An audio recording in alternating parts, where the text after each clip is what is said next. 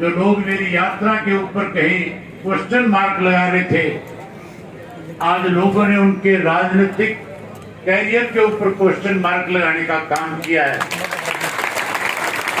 जो लोग मुझे हाशिए पे ला करके खड़ा करना चाहते थे, आज वो स्वयं हाशिए पे है। मुझे लगता है कि जैसे जैसे 2024 आएगा, जो लोग ये कहा करते थे, एक थी इंडियन नेशनल लोकदल पार्टी, मुझे लगता है लोग इस बात का जिक्र करना शुरू कर देंगे कि कभी बनी थी एक विजय चंदो की पार्टी। गांव का जिला सरसा की पार्टी की इकाई का, जिला सरसा के पार्टी के कार्यकर्ता साथियों का इस बात के लिए आभार व्यक्त करता हूं कि जैसे फतेहाबाद जिला से सरसा जिला के अंदर यात्रा ने आगमन किया, प्रवेश किया,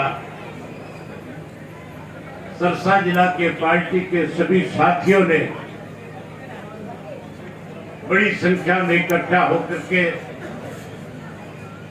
बहुत ही उत्साह के साथ फूल मालाओं से, आतिशबाजी से, घरों पे लाइटिंग करके,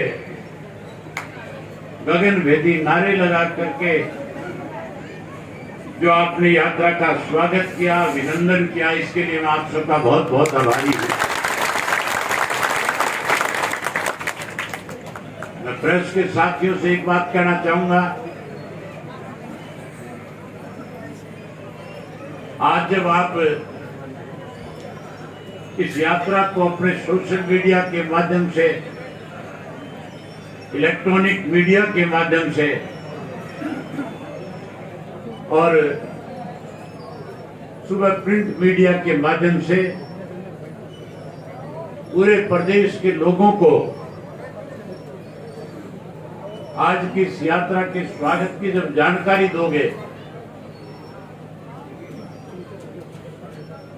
तो फिर मान के चलो बहुत सारे राजनीतिक जनों को आपके पास टेलीफोन आएंगे, आपसे पूछेंगे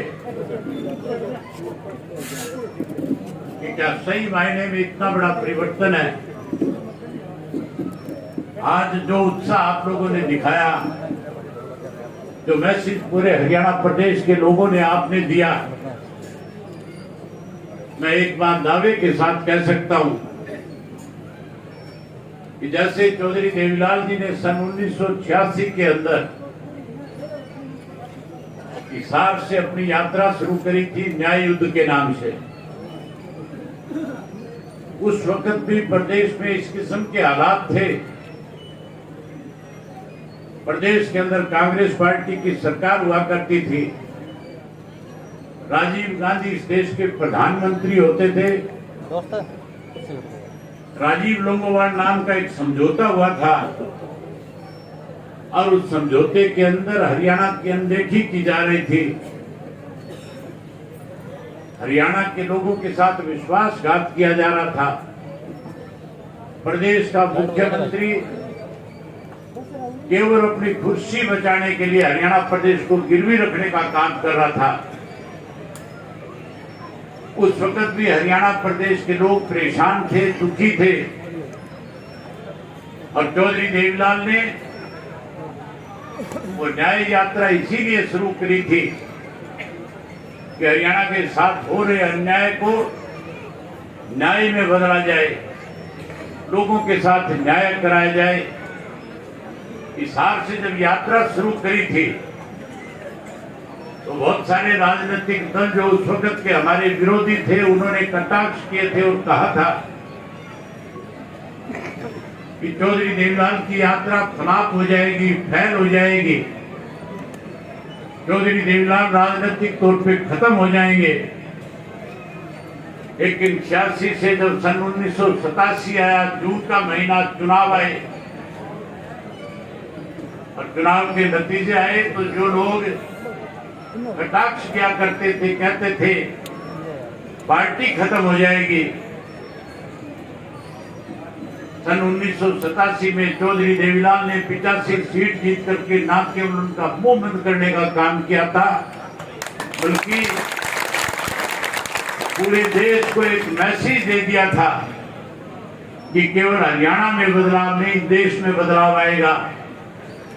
और सन 1989 के अंदर पूरे देश से कांग्रेस पार्टी को सत्ता से पार होना पड़ा था। आज भी साथियों उसी किस्म के हालात हैं।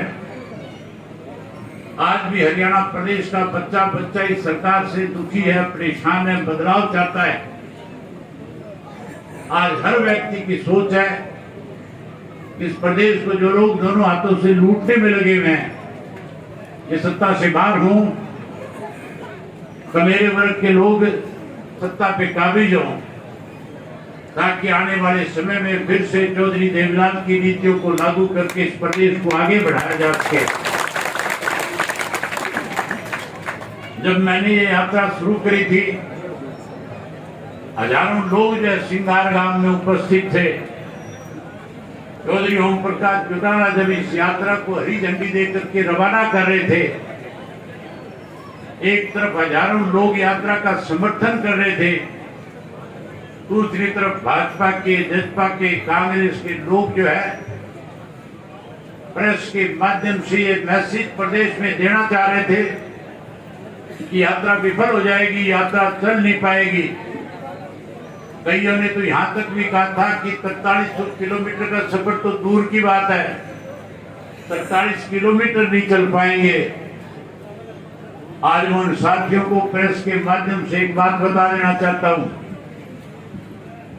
अब तक मैंने 2150 किलोमीटर का सफर तय कर लिया।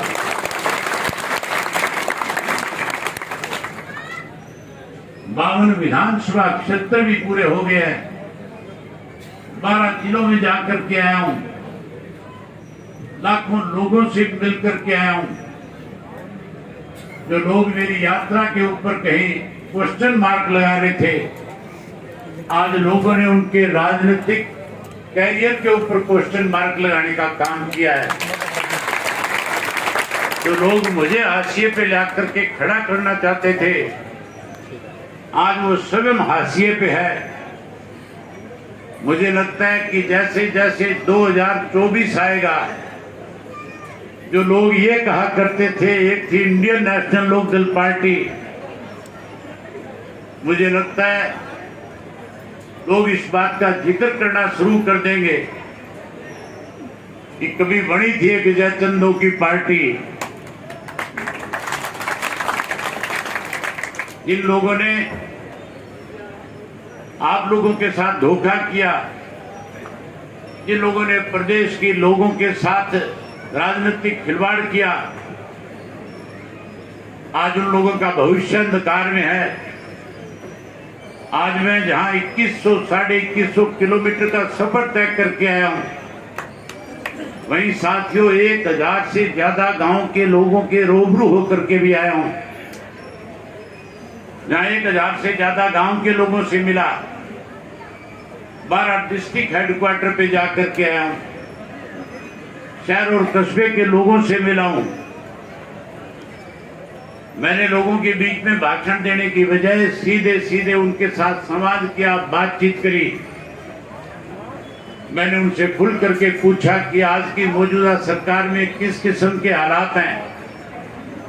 मेरे से पहले भाई उमेद सिंह ने आपके सामने जिक्र किया था, हमारे देश के प्रधानमंत्री ने आज से 4 वर्ष पूर्व एक वायदा किया था और ये कहा था कि अगर मेरी दोबारा देश में सरकार बन गई तो सरकार बनने के बाद किसान की फसल की आमदन 2 गुना कर दूंगा। हम तो ये मान के चलते थे स्वामीनाथन की रिपोर्ट लागू होगी। हमने ये भी मान लिया था कि अब एमएसपी का कानून बनेगा, लेकिन साथियों ना तो एमएसपी का कानून बना, ना स्वामीनाथन की रिपोर्ट लागू हुई, बल्कि 3 ऐसे काले कानून बना दिए थे जिसकी वजह से देश का किसान जो है कि माहौल में जीना शुरू कर दिया था।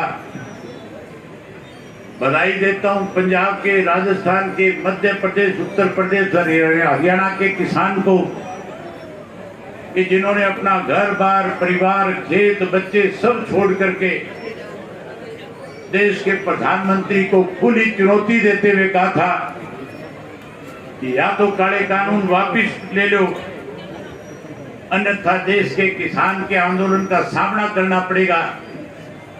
13 महीने आंदोलन चला, 750 से ज्यादा किसानों ने शहादत दी। वहीं उसके साथ साथ